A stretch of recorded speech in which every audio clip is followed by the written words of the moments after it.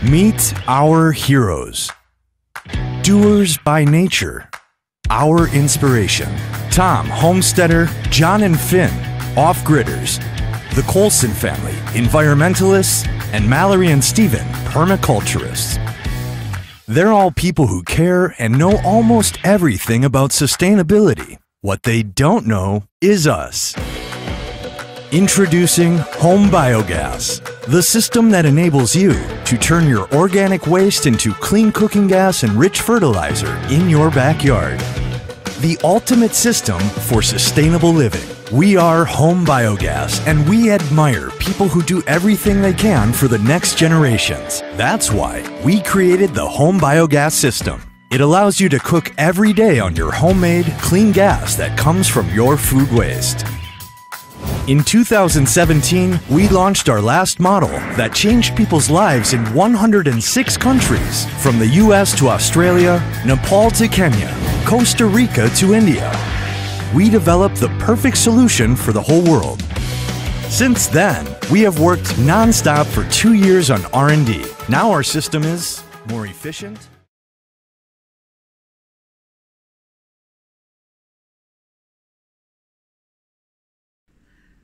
Assalamualaikum kepada semua warga KPMB. Di sini saya akan berkongsi secara santai dengan pengisian ilmiah lagi penuh kesedaran bagi memberikan kefahaman kepada kita semua, insya-Allah. Walaupun kita semua sedia maklum berkenaan dengan teknologi hijau, berikan saya peluang untuk refresh pemahaman kita semua.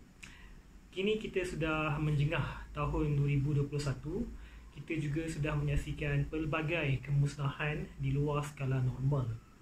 Contohnya, kebakaran dan kemusnahan hutan dan habitat haiwan di Indonesia, Brazil dan Australia telah memperlihatkan bahawa kita sudah sampai di satu titik di mana kerosakan yang berlaku tidak boleh diundurkan semula.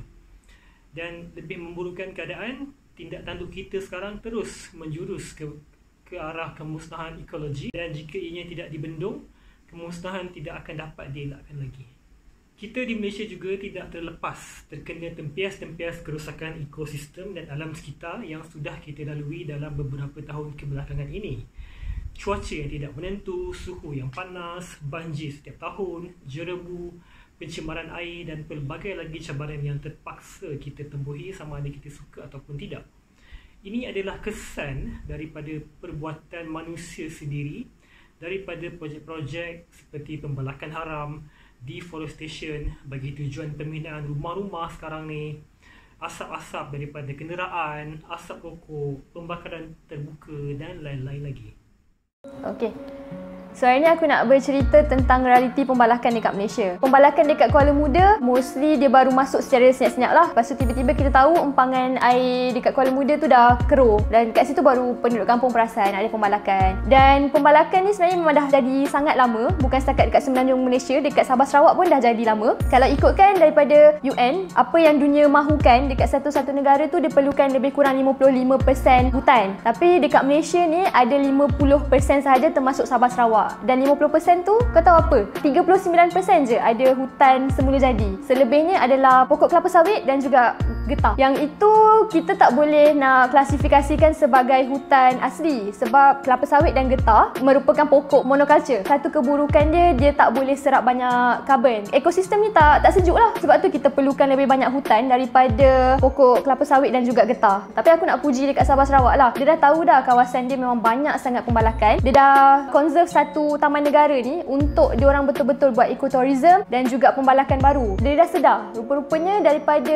kelapa sawit dan juga getah, rupanya ekotourism lagi memberikan keuntungan kepada diorang daripada satu-satu tanaman yang menguntungkan cukung-cukung yang lebih besar daripada orang-orang kampung basically. Kita sendiri rasa perubahan-perubahan cuaca dan sebagainya, kita sendiri tahu pasal hal merapuh kawasan gua tu dah nak dijadikan kilang simen dan sebagainya, kita tahu benda tu. Kita sedar. Namun kita masih lagi berpeluang untuk melambatkan proses kerosakan ini dengan adanya perkembangan teknologi hijau dan inovasi yang mesra alam.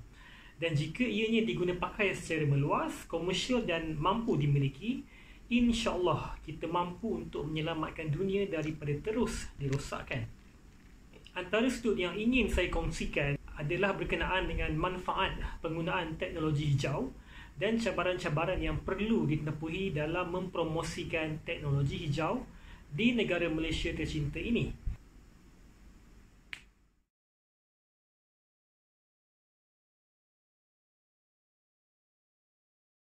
Apakah itu teknologi hijau?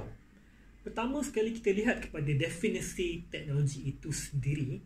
Teknologi merupakan aplikasi daripada ilmu pengetahuan bagi penggunaan yang lebih praktikal dan efisien.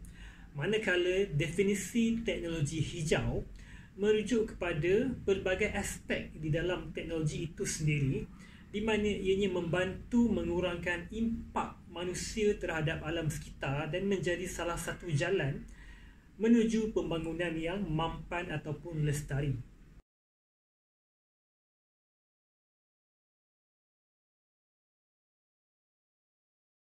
Apakah konsep teknologi hijau? Kesamarataan sosial, murah, jimat, mesra alam, kemampanan merupakan konsep utama bagi pembangunan teknologi hijau. Seperti mana namanya sendiri, iaitu teknologi hijau, mempunyai satu tujuan, iaitu hijau. Namun, hijau tidak membawa maksud warna seperti warna pokok ataupun warna daun mahupun pertanian. Ciptaan teknologi hijau adalah ciptaan mesra alam yang melibatkan ciptaan cekap tenaga, kita semula, keselamatan, kesihatan dan sumber yang boleh diperbaharui dan lain-lain yang seangkatan dengannya. Ia menggunakan sains dan teknologi dalam usaha melindungi alam sekitar. Terdapat pelbagai kaedah atau teknik yang digunakan berada dalam kategori teknologi hijau. Antaranya ialah kimia hijau, penataan alam sekitar, bangunan hijau dan lain-lain. Kesemua kaedah dan metodologi ini harus memastikan alam sekitar kekal terpelihara. Matlamat utamanya adalah untuk menghidupkan kembali kerosakan ke atas ekosistem. Ia juga turut dikenali sebagai teknologi alam sekitar atau teknologi bersih. Oleh yang demikian, kita semua bertanggungjawab untuk memastikan generasi akan datang dapat menikmati kualiti hidup seperti yang kita nikmati sekarang ataupun yang lebih baik lagi. 4 tonggak negara dasar teknologi hijau. Yang pertama ialah tenaga. Mencari ketidakbergantungan tenaga dan mempromosikan kecekapan tenaga. Yang kedua ialah alam sekitar. Memelihara dan meminimumkan kesan kepada alam sekitar. Ketiga ialah ekonomi, meningkatkan pembangunan ekonomi negara melalui penggunaan teknologi. Dan yang keempat, sosial, meningkatkan kualiti hidup untuk semua. Sebagai contoh, industri pembuatan kereta sekarang sudah beralih ke arah dengan penggunaan teknologi hybrid dan elektrik bagi menggantikan petrol dalam usaha mengurangkan pembebasan gas karbon dioksida. Dan kebanyakan pengangkutan awam seperti komuter, ERL, LRT, MRT sudah lama menggunakan tenaga elektrik. Teknologi hijau yang menggunakan sumber yang boleh diperbaharui mempunyai potensi ekonomi yang besar dan membuka peluang pelaburan yang baik kepada para pelabur dan juga usahawan. Pasaran teknologi hijau telah berkembang dengan agak pesat dengan keuntungan yang besar. Dari sudut sebagai pengguna pula, anda harus tahu bahawa membeli dan menggunakan teknologi hijau boleh mengurangkan kos bayaran bil bulanan dan menggunakan produk teknologi hijau adalah lebih selamat dan lebih sihat. But these avocados will stay fresh for a lot longer.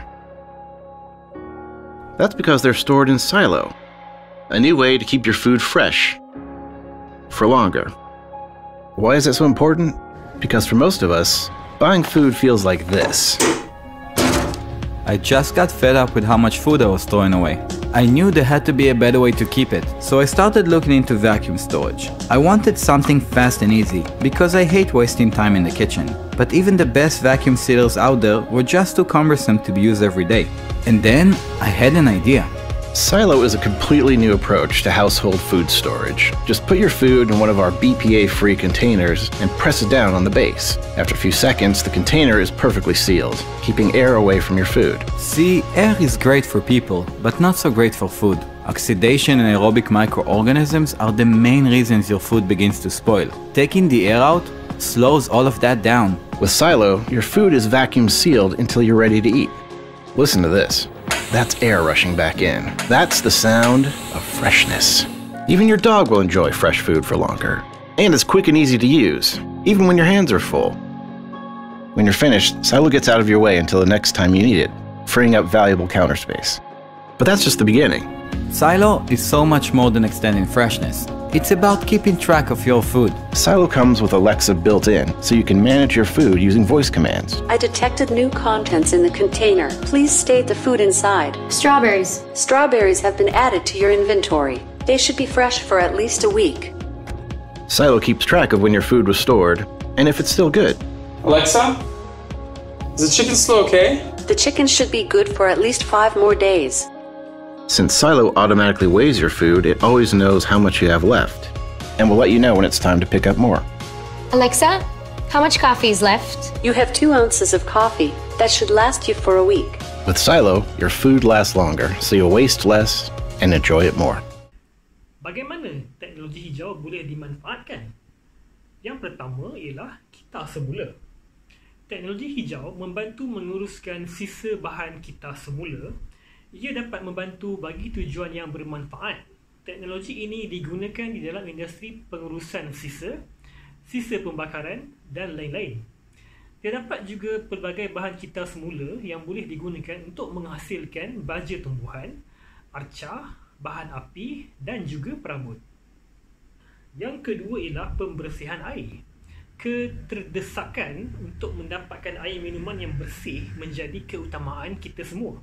Berdasarkan penggunaan pelbagai teknologi, banyak kempen telah berjaya memberikan masyarakat air minuman yang bersih. Contohnya, seperti syarikat Kowe dan Kuku yang mana telah berjaya menembusi sebahagian besar masyarakat di Malaysia dalam menyediakan air bersih melalui kempen pemasaran mereka yang agresif. Ketiga ialah pembersihan udara. Menangani pembebasan karbon juga merupakan fokus utama seiring dengan pelbagai teknologi yang dibangunkan oleh manusia seperti industri automotif, perkilangan dan lain-lain menyumbang kepada pembebasan karbon yang tinggi dan juga merosakkan alam sekitar. Dengan teknologi hijau, ianya dapat membantu mengurangkan pembebasan karbon dan membersihkan udara. Ini membolehkan manusia dan semua yang bernyawa dapat bernafas dengan lebih baik. Keempat ialah memelihara tenaga. Teknologi hijau mampu memelihara tenaga sebagai contoh.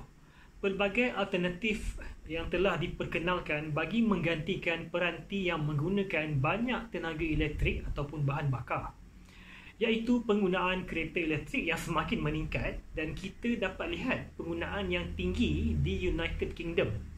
Masyarakat menggunakan peranti mesra alam juga amat digalakkan. Walaupun pemasangan peranti mesra alam ini agak mahal pada mulanya bagi sesetengah orang, contohnya panel solar, namun manfaat dalam mengurangkan pembelanjaan amatlah besar. Kelima ialah memperbaharui ekosistem. Teknologi hijau ataupun teknologi bersih juga bermanfaat untuk memberikan nafas baru ke dalam ekosistem yang telah memberikan kerosakan akibat daripada aktiviti-aktiviti manusia. Melalui penggunaan teknologi ini, pokok-pokok boleh ditanam semula, sisa-sisa diurus dan dikitar semula. Ini memastikan ekosistem yang terjejas dapat berjalan semula sekaligus dapat dipelihara. Usaha ini membantu untuk memastikan tumbuh-tumbuhan dan spesies haiwan supaya tidak pupus dan terpelihara dengan baik. Bumi perlukan perlindungan dan teknologi hijau mampu memberikan solusi yang tepat bagi menyelamatkannya kerana kita semua bergantung hidup di atas muka bumi ini. Cabaran terhadap teknologi hijau. Teknologi hijau memang mampu untuk memberikan solusi yang baik kepada kita dan juga bumi ini. Namun terdapat cabaran yang perlu dihadapi umumnya bagi menggantikan teknologi hijau dengan teknologi yang ada melibatkan kos yang amat tinggi. Ini kerana ia mengambil kira kos bagi pemeliharaan alam sekitar di luar proses produksi konvensional. Disebabkan teknologi hijau masih baru, kos pembangunan dan latihan yang berkaitan akan menjadi lebih tinggi berbanding dengan teknologi yang sedia ada. Untuk menikmati manfaat daripada teknologi hijau, ia juga bergantung kepada beberapa faktor lain seperti ketersediaan infrastruktur sokongan, kesediaan teknologi, sumber manusia yang mahir dan elemen geografi juga turut mempengaruhi.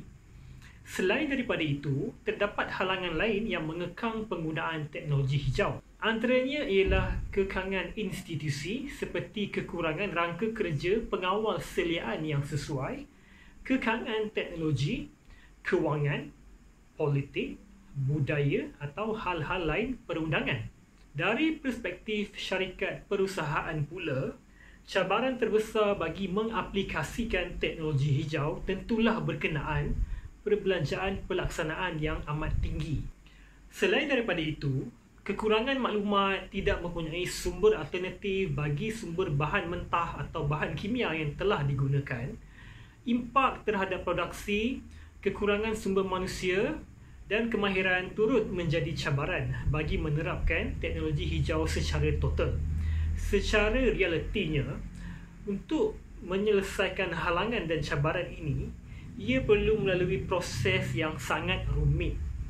Oleh itu, keperluan untuk mengenal pasti dan mencari penyelesaian bagi setiap cabaran yang menghalang penggunaan teknologi hijau dalam skala besar bagi sesebuah negara amat diperlukan dalam usaha mempromosikan teknologi hijau di semua peringkat.